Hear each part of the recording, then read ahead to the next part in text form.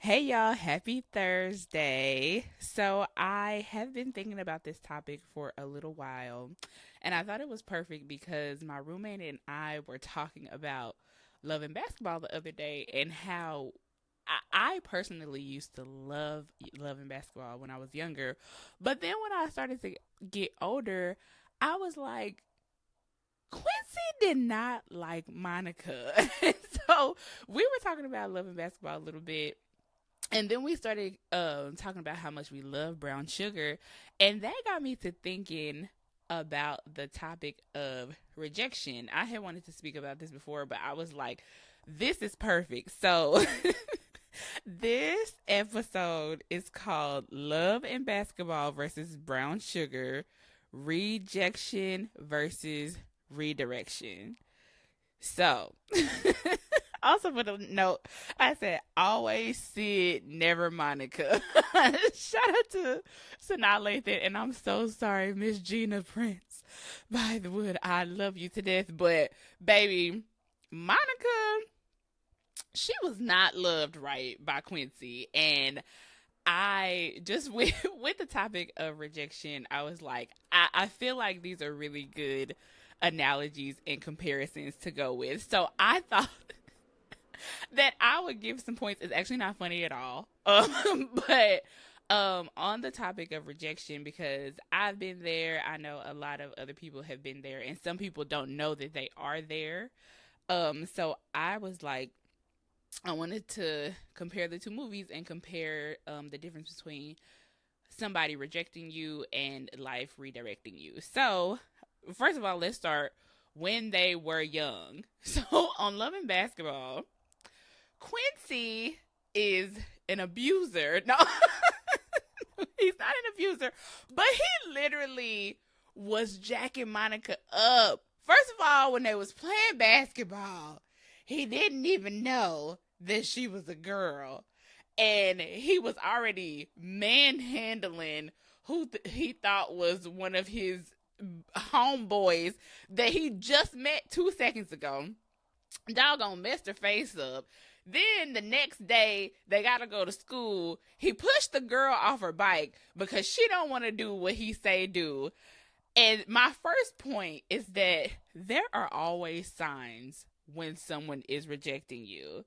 And one of them, not necessarily Quincy and Monica, but one of them is detachment. If somebody is, always a certain way around you, and then maybe, one day or over time they just start acting different, I feel like that is a sign of rejection. Like, if somebody is just not being normal with you. And I think the first step to, trying to combat that is having a conversation. If the person doesn't want to have a conversation, then, get ready, because huge, absolute huge red flag. And so just not being normal around you, as opposed to when Sydney and Dre were little. Dre loved Sydney. Sydney loved Dre. When they were at the park listening to the freestyles of the homies and Dougie Fresh and them, and they walked home all giggly and kiki, that was a good foundation. As opposed to, again, Quincy and Monica just violent from the beginning. I don't understand how we thought this movie was so great, but we thought it was cute because, when you're young, like, oh, if a boy put their hands on you, they like you. No, no, no, no. If a boy put their hands on you, beat them up and move on. So, next point. So, I think that a big point of contention with rejection is the why. I think that a lot of people get caught up in the why. Why doesn't this person want me? Why don't they want me around? Why is this not working out? And really, the whys that you should be asking are, why is this person so important to me? Even aside from relationships, like, if there's an opportunity that you want that you're not really getting, like, why is this so important to me? Why can't I not move on from the ideology of having this thing or this person or whatever? And I think that just getting to the root of why can't you get past something, I genuinely feel like being open and honest with yourself, having an honest conversation about why you cannot let something go is where you start. And I think a lot of that comes with just, finding out who you are, um, the people around you, having people around you who really love you and care about you and are honest with you, and, using different resources to just really go deeper within yourself and find out, why can't I get past this rejection? So, with that being said, it made me think about the early years of Quincy and Monica. So, Quincy and Monica and Sydney and Dre grew up together. But while we don't see Sydney and Dre's early years, they do talk about it. Sydney tells Francine, big ups to Queen Latifah, shout out to her, love her. She tells Francine, okay, when they were younger and in college, Dre was like, hey, let's be more than friends.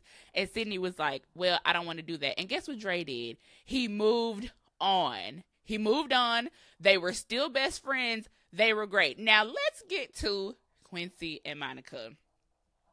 When they were in high school, first of all, we see them at Quincy's basketball game. She got to ask the nigga for a ride home. Like, we live next door to each other. You are always taking me home. I'm not going to ask you. Anyway, but that's really, that's not bad. It is what it is. But so, to the point where she goes on a date with fine college Boris Kojo. And this is the first inkling in the whole movie that we get that Quincy likes her. Excuse me? It took for Monica to be out with another man for him to be like, oh, wait, hold on. I think I like her. Wow. The jealousy. I cannot get with that. So, but obviously, they end up getting together. And it's all cute. Kiki for the movie. But in real life, the point there, it made me think, don't reject yourself trying to get others to not reject you. Because the thing about it is, your people will choose you, and they won't have to be put in a position where they decide to choose you because they don't want somebody else to get you instead. Also, with opportunities, the opportunities that are for you will naturally come to you. You won't have to chase them down. Every now, okay, there are some instances where obviously you have to kick doors down. You have to, be a go-getter.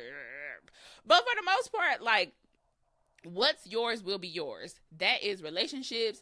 That is opportunities. That is whatever you are after. What's yours will be yours. You don't have to fight so much for it all the time. And it's going to be yours up front. You're not going to have to convince. You don't have to, put it in somebody's head. Hey, want me? No, it's not a thing. So just make sure you are not putting yourself on the back burner while trying to take care of other people. One thing, like I said, your people will choose you over and over again. But one thing there is to know is that you are always worthy of love, and you can always start over, which leads me into the adult years of Quincy and Monica and Sydney and Dre. So let's start with Sydney and Dre. So Dre, like I said, in the early years, he was like, okay, Sydney don't want to be with me, so let me move on. So he got with the beautiful Nicole Ari Parker. And they decide to be a couple. They're great, blah, blah, blah. They get together, but then things start to change because the thing about Nicole Ari, what was her name in the movie? I don't know. I cannot remember it. Was it No, Francine was Queen Latifah. Anyway, Nicole, Miss Ari Parker, she decided that she thought that she would want something better because of the relationship. I feel like she was jealous, obviously. Well, I don't feel like that was obviously a point in the movie. She was jealous of the relationship between Sydney and Dre. But honestly, like, at any given point, she could have talked to Dre about that. But, it seems as though Dre was not being very honest with himself. But I think that because of her infidelity and my divorce, that really pushed Dre over the edge of like, dang, I was really trying because obviously, me and Sydney weren't gonna work out, so I was just moving on with my life. And now she kind of, put it in my face. But Sydney was still with Boris Kojo. Obviously, they end up cheating or whatever. But that's besides the point. The point is that you can't always start over, and both of them did. They were like, we are not for each other. Let's move on. We started over. But obviously, they end up together because they were always meant to be together. So I am team brown sugar all the way. It was always going to be beautiful. But anyway, I think that my point with Sydney and Dre is that theirs is more of an example of redirection. They loved each other when they were young. They tried, and it was like, you know what, this is not going to work for us. So let's just live our lives. Let's just do our things separately. And life brought them back together. But I feel like everything that they went through and the experiences that their other relationships taught them brought them to the point of being back together. And they were meant to be. Now, Quincy and Monica. Baby, if somebody don't want you, don't waste your life. Life is so short. See, because the thing with Quincy and Monica is that I just feel like Quincy kept so obviously being like, hey, Monica, I know we grew up together, but I don't want you. Not only was I being abusive on the playground, I did not take you to the homecoming dance. I said you were going with Spalding. Now we are adults, and I still don't want you. When they were in college, honey, this was... when he was going through it, and she was like, I got a curfew, and he was just completely not understanding of a situation that I'm sure he had been in a billion times. Like, both of them played shooty hoops, so what curfew is and what that means to her. And she had just started getting better. They just started playing her inspirational music. Like, they were just getting there in Monica's storyline. And he was like, you know what? Actually, I hate you. How dare you be looking out for yourself at a time like this when I am hurting? I'm a man. I need you more than you need basketball. What is this? And then made it like it was her fault. One of the most annoying lines is when they were older and he was like, you still think the sun rises and sets on your ass? Like, yes, the fuck it does. Because why would you say that to me? Yes, it does. This is my world. See, the issue is that Quincy thought he was the prize, and he was not. It was really Monica. But she did not know her worth. Y'all gotta know y'all worth.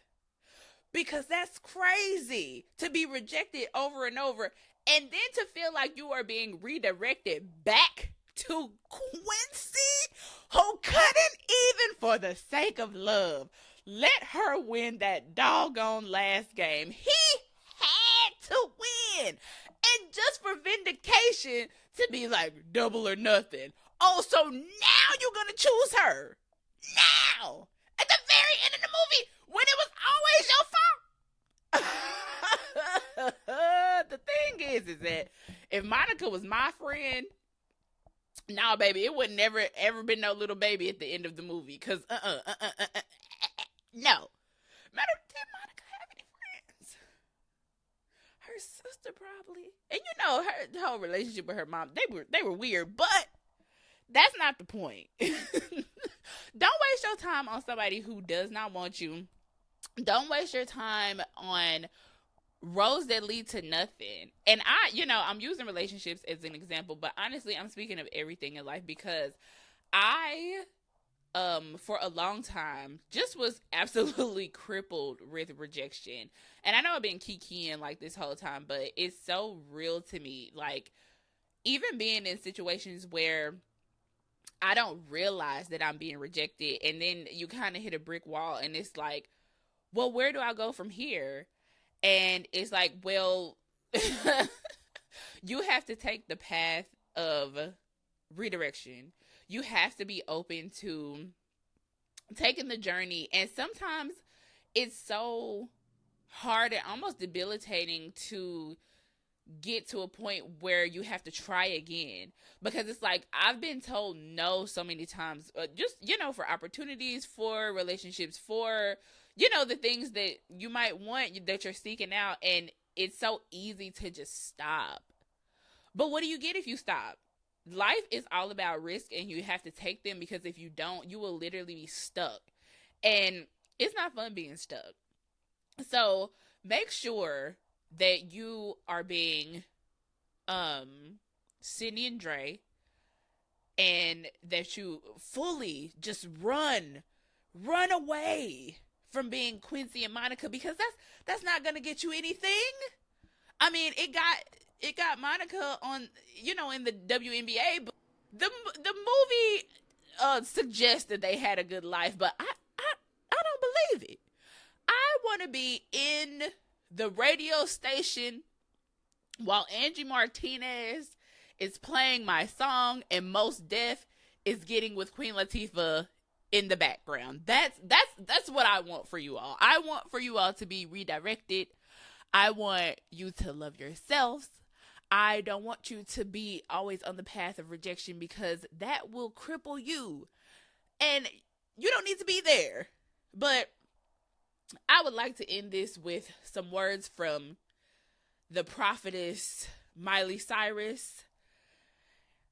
She sings a song that I just felt like tied this whole thing together. And in the words, she said, "There's always going to be another mountain. I'm always going to want to make it move.